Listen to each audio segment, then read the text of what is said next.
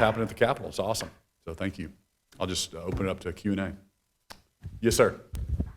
There is a debate happening in this building and at OSSAA about private schools and possibly changing how they access the championship. And I'm wondering if your office has a thought about that, or if you have a hand in that debate, and if you worry that it's going to throw a wrench in your school choice plans, because why on earth would I accept $1 from you to send my kid to private school if they can't access the gold ball, or they're going to have an asterisk next to their name? Because this is the South. Schooling is just as important as the extracurriculars. We have not weighed in on that. We've heard from some folks around the state about a potential change in how we do the sports and athletics in Oklahoma. Really haven't weighed in on it. Don't know if it's going to go anywhere. Don't think it is. I personally like the way the system is today. So I think that's probably where it's going to end up. But it's not unusual to separate private and public. Some states do that. I think Texas has different leagues. We want to make sure that it's a fair competition with the size of the schools and the different brackets that we currently have. But I like the current system, allowing everybody to compete against each other. And so hopefully that will continue.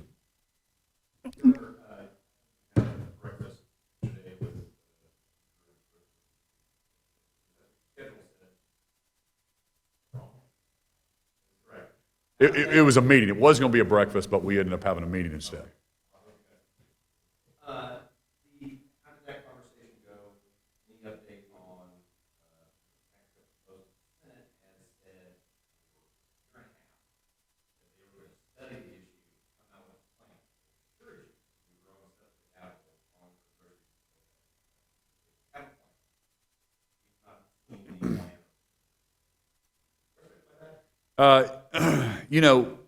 First off, big picture here is we have the largest savings account in our state history, over $4 billion. We have a budget surplus next year of another $1.1 billion. And so the options before us are raise that level of expending to $1.1 billion, save it and put $5 billion in savings, or give a tax cut back to Oklahomans, the taxpayers, or a combination of those three. So I believe we're going to strategically invest in certain things. I believe we have the resources to do a tax cut, and I believe in smaller government. I believe in holding people accountable. So we have a lot of agencies that presented flat budgets and are trying to be efficient with the tax dollars. It is a zero-sum game, and we believe with more business and when the economy's thriving, the tax base is going to increase. Personal wages are going to increase. There's more competition for those employees. So our policies are smaller government, lower taxes, lower regulation, and increase that tax base. And so the Senate, we believe we're going to get something done. The Senate is being very thoughtful, and they have showed me some sort of a plan at this point. And so now it's up to kind of the House and the Senate to kind of think through that. I'll continue to be weighing in and pushing. As you saw in my State of the State, I asked for a 75 basis points tax cut, and I also asked for a grocery tax removal, which would help people on the lower income the most. So I hope we get something done. But again, those are all policy things. I can't wave a magic wand. I can really push and let Oklahomans what I'm seeing, and then it's up to the House and the Senate to get those bills on my desk. I don't remember. It was in the last probably week or two that they presented some sort of plan to the House. And so we put a little subgroup together with 2 people from the House, 2 people from the Senate, 2 people from my office to sit down and talk about what does tax reform look like. Getting rid of the brackets to more of a flat tax, and also what does the reduction look like? Do we do it over time? Do we do just a 1/4 point this year? There's some talk of expanding the tax base on tax on other things, which I'm not for that. I believe that we need to just lower taxes, and I'm not replacing things or moving taxes up here to lower over here. I think there's a surplus right now, and we need to give that back to the taxpayer. Governor, thanks for talking with us today. Yeah. There are a number of efforts right now to connect prayer, religion with the public school system. I know you're a supporter of some of those school choice efforts, but I just wanted to ask you what role do you think religion should have in our public school system, and what would you like to see on the future on that? Well, first off, I believe that freedom of religion is very foundational to our country, and I think religious liberties are the keys to all other liberties. So, am I supportive of the Catholics choosing and going out and setting up a Catholic charter school? 100%. I think that's great. Just like if the Jewish community wants to set up a charter school, or the Muslim community. I've got friends across all walks of faith, have no problem with that whatsoever. If I believe that kids belong to parents, not the government, and so if parents are wanting to teach their children certain beliefs, and they're passing on their faith to their children, I think that's been happening since the beginning of time, and I'm very supportive of it. Just like I don't shy away from my faith, I don't expect anybody to shy away from their faith either.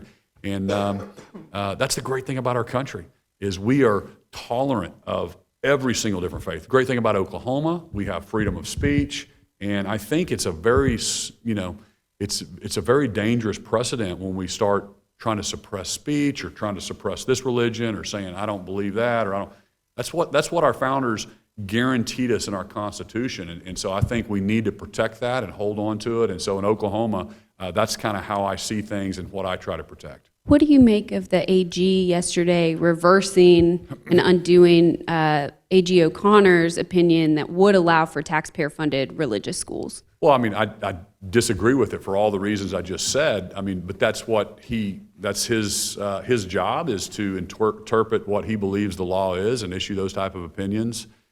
Just like it was John O'Connor's job when he was the Attorney General, and before him, Mike Hunter, and they've issued opinions over the years, and the next Attorney General may change, and Drew Edmondson had opinions out there that Mike Hunter might have overturned, and so that's just kind of the nature of the thing.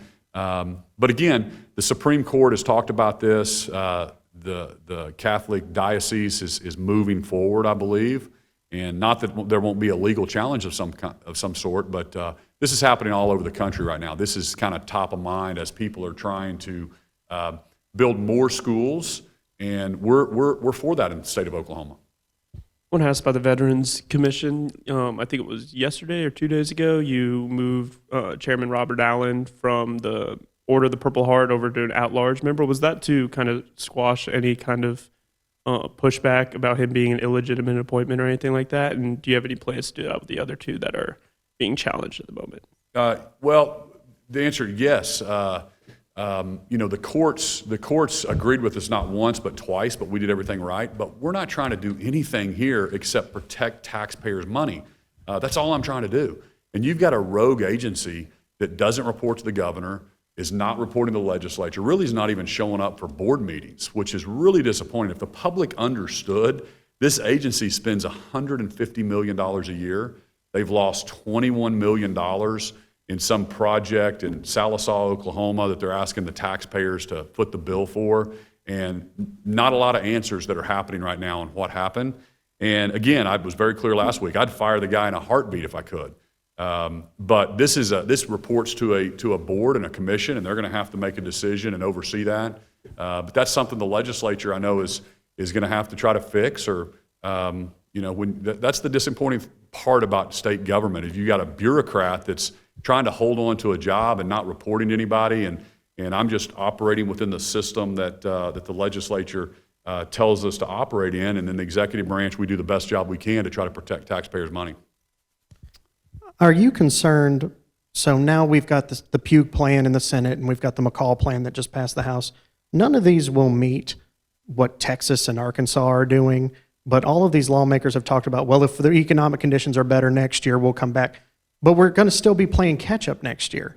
Are you okay with this? We have to keep playing catch-up game, or are we ever going to get ahead of the pack here when it comes to teacher pay? What specifically are you talking about? Teacher pay. You're talking about teacher pay raise? Yeah. Well, here's the deal. I love the House bill that came out. We're giving another $2,500 pay raise to our teachers. Texas is a little bit different. They only meet every 2 years, so they have to do things in a 2-year cycle. So don't even know if it's passed yet or what Texas is proposing. I've got enough, I can say, grace over here in the state of Oklahoma, so I'm not keeping up with what other states are doing on that regard, tracking legislation through. But a $2,500 pay raise is significant. It's across the board. It's not entry level. It's every single teacher. But the other thing this bill does is it has a tax credit portion where we're going to encourage that more schools will pop up. Not that we necessarily encourage, but we're allowing parents to have a choice about where their kids go to school. We also set up $300 million that's specifically for rural schools, and that money will be used to create more aviation schools like we have down in Norman. And so, again, it's a great bill. I think it is great for public education, rural schools, and it's also great for more school choice and more parent choice. Governor, during your State of the State address, you challenged OU and OSU to get enrollment up to 40,000 by 2030. I want to know, how do we get to that level if you have someone like State Superintendent Walters discouraging, not recommending students to attend Oklahoma's universities? Those are your words, not mine. I don't know what you're talking about there, but OU and OSU are our two flagship universities. They're fantastic universities. I grew up in Norman and love OU, and then I went to Oklahoma State for college, got an accounting degree there. And my challenge to them was, listen, we're not dissimilar size-wise to when I showed up to Oklahoma State in 1991. And then I look at Texas schools, and University of Texas and Texas A&M has 65,000 students, and they've really grown over the last 50 years. So you have to set a vision, and we can get to 40,000 students. Let's take some more of those Texas kids coming up here. Let's obviously educate all of our Oklahoma kids, but when you get an out-of-state student in, they're paying a higher fee. They're underwriting that cost for some of our in-state students. And what a great migration. You're getting kids in from Texas from 18 to 22, very formative years. They're going to want to stay in Oklahoma. They're wanting to stay and work at Tinker. We want more engineers. And so it's again, we can do it. We can do it. We can go attract students nationally to come in and fill that up and get to 40,000 students. So that was my vision that I challenged them to do. And when you work with Tinker and you work with Boeing and you work with the companies that are already here, what are the jobs you need? What are those skill sets that you need? And then let's go just blow up those programs and recruit from all over the nation here. We've got a very affordable schools, and we know that when we get them here, they're going to love it, and they're going to stay, in Norman or Oklahoma City or Stillwater or Tulsa, and build their lives here. So that's my purpose there. Quick follow-up, because yesterday during the State Board of Education meeting, Walters did question whether to recommend students to go to Oklahoma universities. Were you aware of that, and do you support his comment? No, I wasn't aware of that, and I don't know what the context was, what he's talking about there. But yes, we believe, I want all of our kids, if you want a higher education and you want to become an engineer or a doctor or a lawyer or teacher, and we want you to go into our universities here in Oklahoma, and it doesn't, and I challenge our universities. They have to be efficient.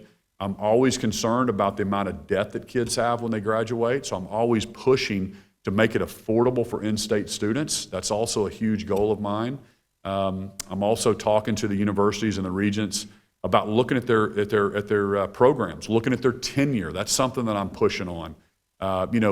Tenure does not mean you can teach 0 classes and you've got a job for life. We want to relook at that. We want to make sure that they are delivering a service. They're either doing research, they're bringing dollars into the university, but they're providing a benefit for the taxpayers. So again, just like everything in state government or everything at the universities, we have to be efficient with the tax dollars, and we have to provide a good service. But I would be 100% fine with us educating every single young person at our universities here. Governor, can you describe the circumstances?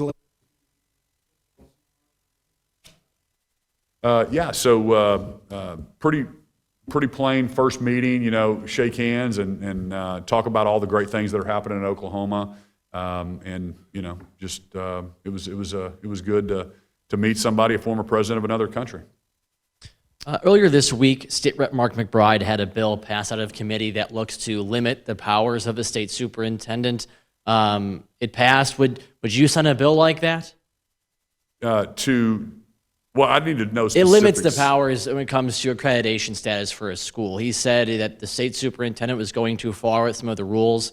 He wanted to have the board pass, and he wanted to have that fall under legislative approval as opposed to just the state superintendent and the State Board of Education. You know, there's certain things going out to try to change the executive branch's function. So there's certain bills out there. And so, no, as a general rule, I would not be for changing the executive board's or executive branch's authority to operate.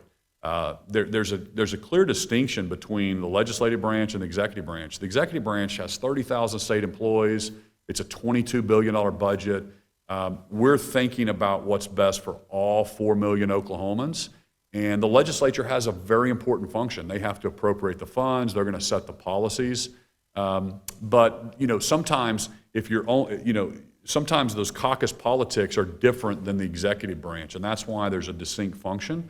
And the executive branch has to be able to go, I believe, hire and fire and run the 30,000 state employees for the vision that Oklahomans elected me for. They didn't elect my opponent. And so I take that very seriously to put my vision and my values on boards and commissions and to help run state government of lower taxes, smaller government, more efficient government, deliver better services for our citizens, make Oklahoma top 10. Those are the things, the foundational things that I always talk about. Let's look and compare ourselves to other states. There's no reason we're not winning more right here in Oklahoma.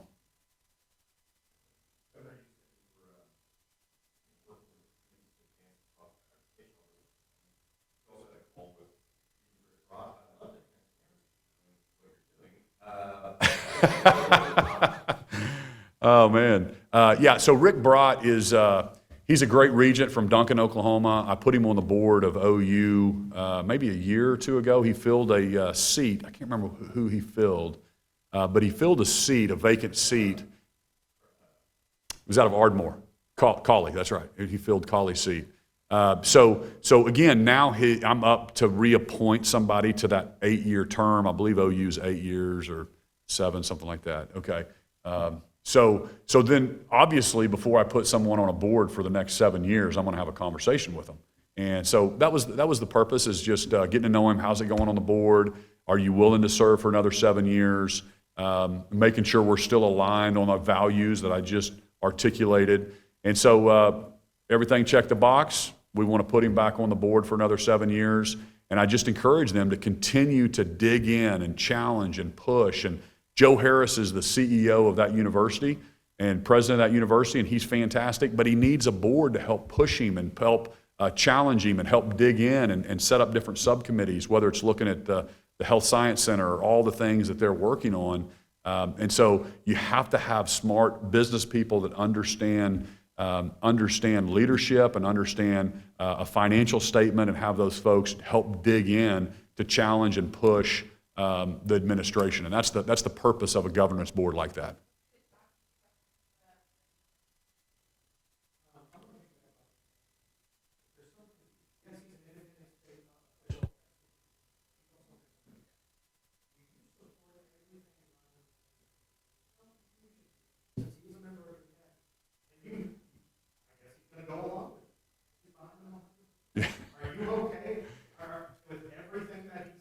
Well, here's the deal. I support Ryan Walters. I support Lieutenant Governor Pinnell. I support everybody on my cabinet, and I want them aligned with my vision. So if I ever think somebody's not aligned with my vision, I'm going to remove them off my cabinet. So, but do I approve press statements or what everybody says? No. I mean, you got to realize there's 30,000 employees, and you have lieutenants out there that are working and moving forward. And so, as a general rule, I absolutely support Secretary Walters and Superintendent Walters. And I think it's a good thing that the Superintendent of Education is on our cabinet, which is the way it happens in most other states, where everybody sitting around the cabinet room is running state government. In Oklahoma, the problem with a lot of things, like the ODVA thing, is there's not a direct report to the governor. They're not reporting to our secretary. It's a rogue agency, and that's a problem. If a business could not work, there's a biblical reference that a house divided against itself can't stand. But I can assure you that the cabinet members on my team, we're all moving together in the same direction. So.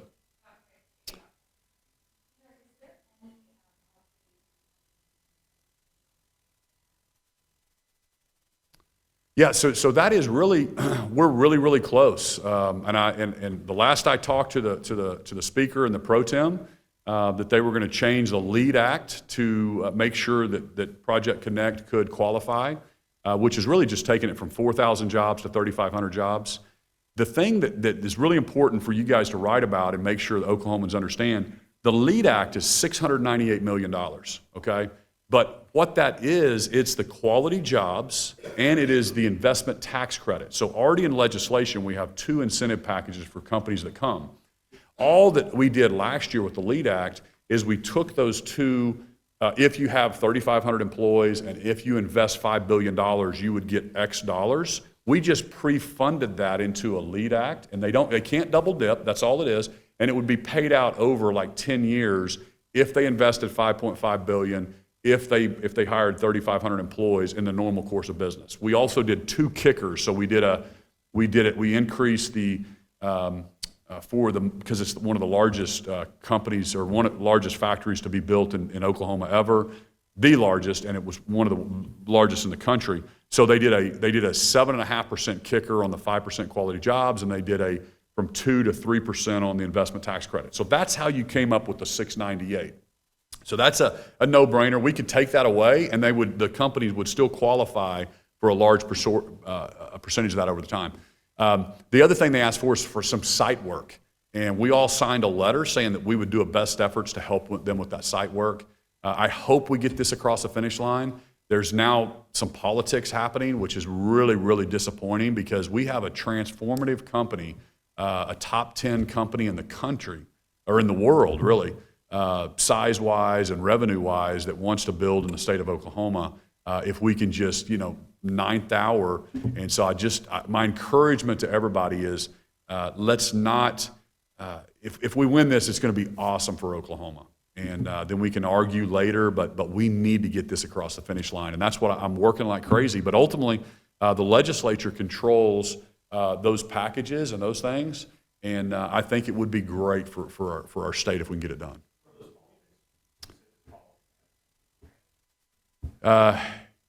It's a longer conversation than in here.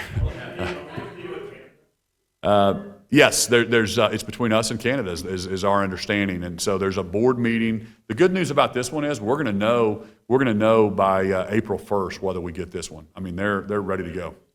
I'm sorry.